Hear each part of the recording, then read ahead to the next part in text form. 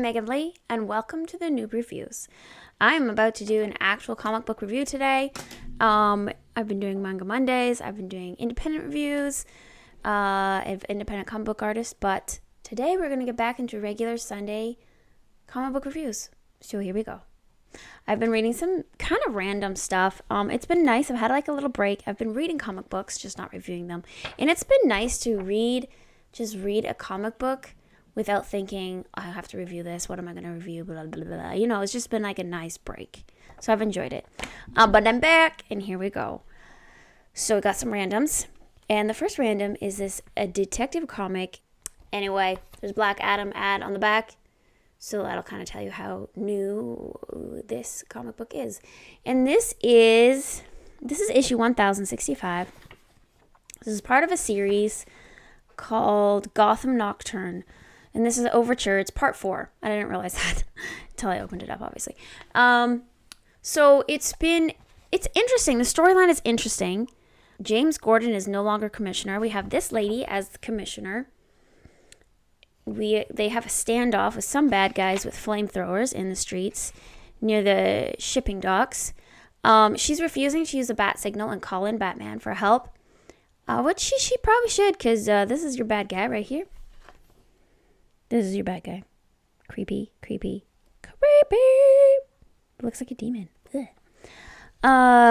Who worked on this? A lot of people worked on this. Ram V, or 5, I'm not really sure, is the writer. Raphael Albuquerque is the artist. And Dave Sikwark is the colorist. We have some very interesting characters with connections to Ra's al Ghul, obviously. And this demon character, he's got some bombs strapped to himself. That's nice. We have this lady. We've got a prince. And this lady who works for him with 3 pupils and 3 irises in each eye. Kind of weird. In the midst of all the mess, we do have Batman arrive. Of course. Look at that. Jumps out of the plane. Batman to the rescue. It's a good entrance. Epic battle. Saves the day. Throws the bomb into the harbor so they don't all get blown to Kingdom Come. Basically, at this central to the story is Arkham Asylum, which has been closed down, which means that all the crazies are running around Gotham. So Gotham is like 100 times the mess that it usually is. Cool. Gotham is always a mess, but it's an extra mess. I mean, not surprising, but you know. And this prince is here for Arkham Asylum.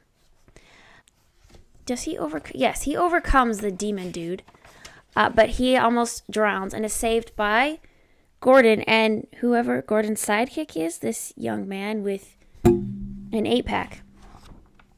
Abs. But basically, this prince dude is buying Arkham Asylum with the help of his people, who are very interesting people. I don't think he's actually interested in the asylum for itself. I think he's more interested in the land on which the asylum stands. And he somehow has found the actual deed for Arkham Asylum, which is interesting because it seems that nobody has been able to find that. But this prince has. Where's this prince from? Prince Arzin. They didn't actually say where he's from. Maybe in previous issues they've said so, but yeah. So basically the prince has bought the deed to Arkham Asylum. We have Two-Face here using Wolf Dude to do his dirty work, killing off Ra's al Ghul's henchmen. Yeah, there's a lot of moving parts, a lot of different characters, a lot of stuff going on. Mostly I'm confused, but I was intrigued. I was intrigued by this. I mean, I just kind of picked it up randomly. And I will search for the rest. I want to see. There's nothing about this that I went, oh, that sucked. It wasn't super amazing. Oh my gosh. The art wasn't bad. The characters are very interesting. The story is interesting. And this is modern day DC comic, and I feel like they're trying. So I want to give them a chance. So I'm going to give this series a chance. See what happens. You just don't know. Got to give it a chance. So yeah, not bad. Also random one. This just came. I was not supposed to get this. I got this for free.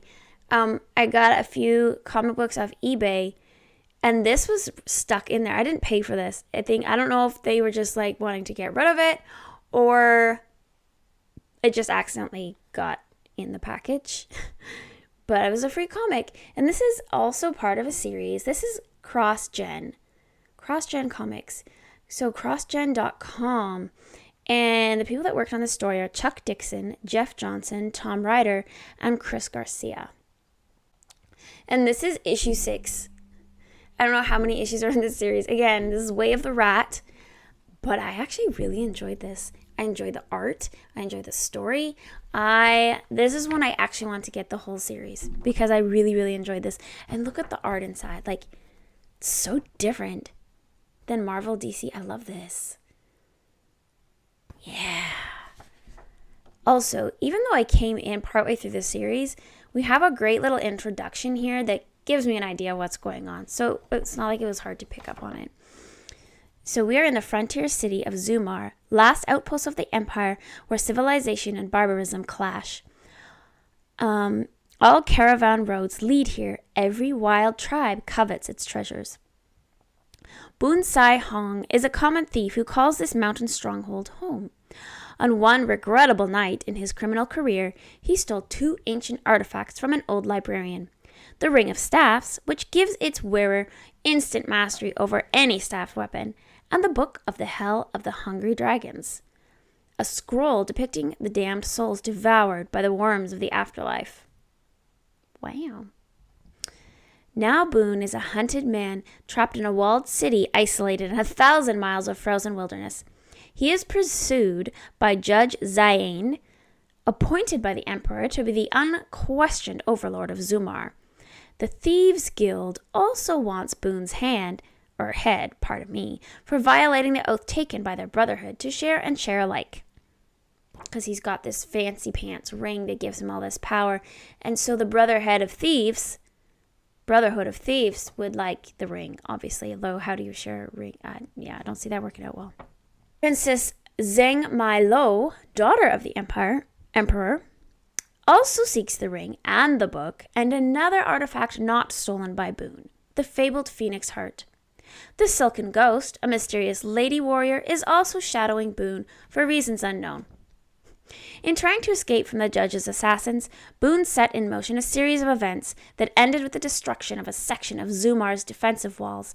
Now he faces the wrath of the barbarian hordes, with only Popo, his wise monkey friend, and the Silken Ghost by his side. So there's the Silken Ghost, Boone, and Popo right here. I really do love this art. I love the colors, and yeah, it's fantastic. So basically what's happening is Boone must face and fight Buto Khan in hand-to-hand combat.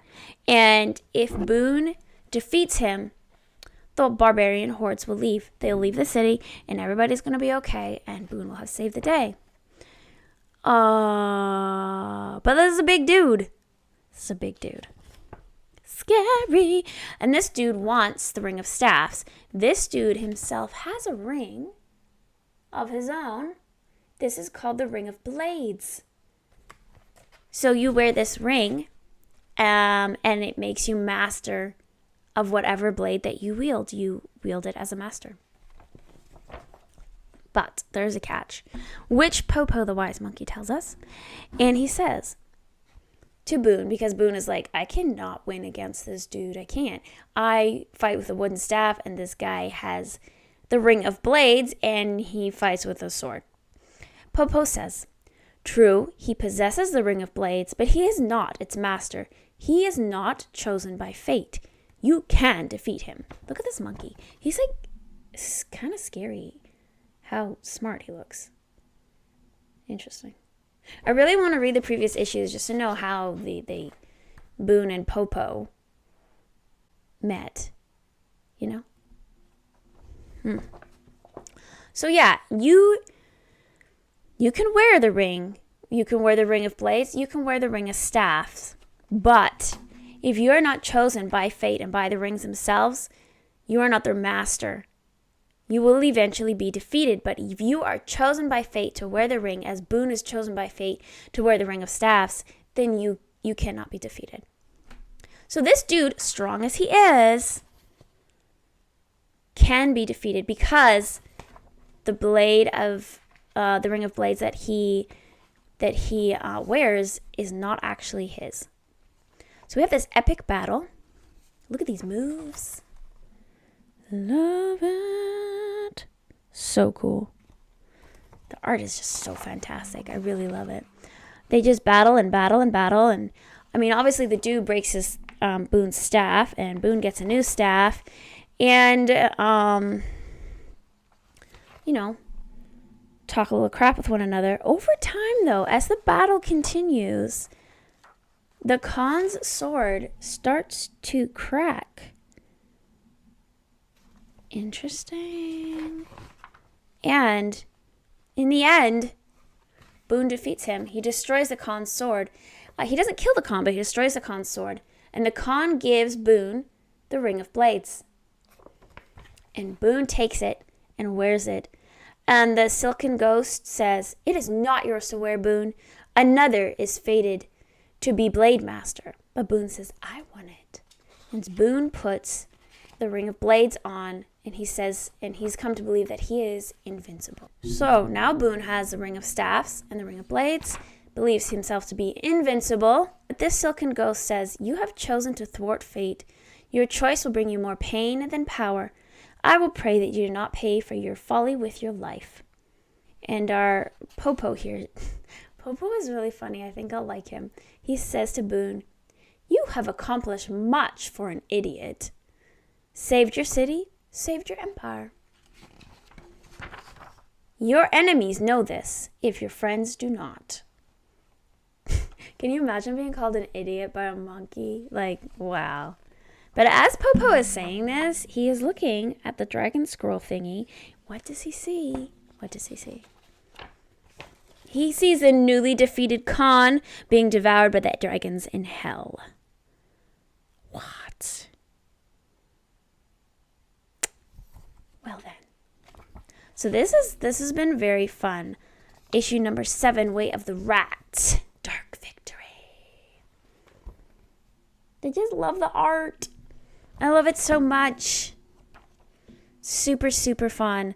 So you want this, you should go to crossgen.com or eBay and find Way of the Rat. Highly recommend. I really liked this. I love the art, and the storytelling is just something different, right, than Marvel or DC. It's got its own style. So this was really, really fun. Will recommend. Lastly, finally got back into Kitty Pryde and Wolverine. Continuing on with this 6-issue mini-series.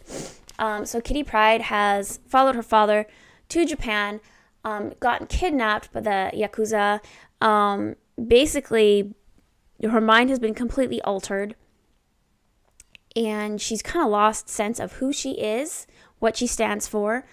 She believes herself to be the Red Devil ninja, and that is it. Wolverine does not know this. So this issue is called Death. And Wolverine is here to save Kitty Pryde.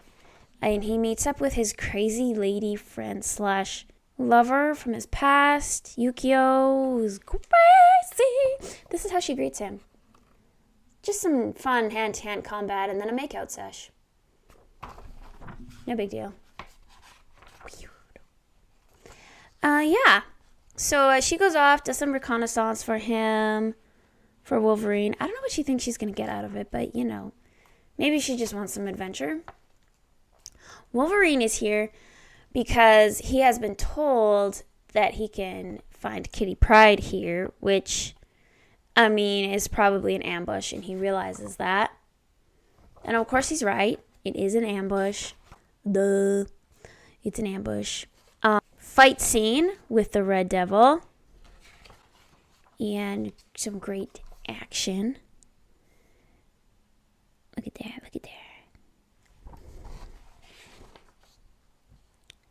he gets poisoned because whatever she hits him with poisons him. Yukio gets kidnapped by a sumo wrestler. They both try and throw each other off the roof while trying to get information from one another, and she eventually does fall off the roof. And Kitty Pryde's father gets thrown off the roof as well. So Yukio saves Kitty Pryde's father and herself. They just basically fall and then crash through a window, and they're alive. All is well. No big deal. Never a dull moment with Yukio. Never a dull moment. Red Devil finds Wolverine. They do some more fighting, some more battle. He is very much impressed with her strength. Now he's got caught of her scent. And he's recognized her scent, but he hasn't really admitted it to himself. This is Kitty Pryde that I am fighting right now. Like, he just hasn't admitted that to himself. They go all over the city, on the train, through the train station, all over the place. Eventually, he gets a hold of her and is able to remove her mask. And even though deep down he knew it was her, he still wasn't able to admit it. And so this is his moment of actual realization. This is real. This is happening. And she took that moment of pause that he had. Yikes. But look at her eyes. There is no recognition there. Kitty Pryde is not there. She's gone. There's no recognition of Wolverine or their past or their history or anything. She is not herself. But of course we're not worried because the next issue is called Rebirth. So everything's going to be okay. We all know this. Wolverine will recover. This is going to be a long recovery, but he'll recover. What we are worried about, though, is will Kitty Pryde recover? Because, she's going to need some serious therapy, is what I'm saying. Some serious therapy. So will Kitty Pryde recover? Well, that's my question. We have 3 more issues, so there's a lot more going to happen. I know this. Yeah. I do love the art. I forgot to tell you guys. This is presented by Stan Lee, of course. Chris Claremont is the writer, and Alan Milgram is the artist.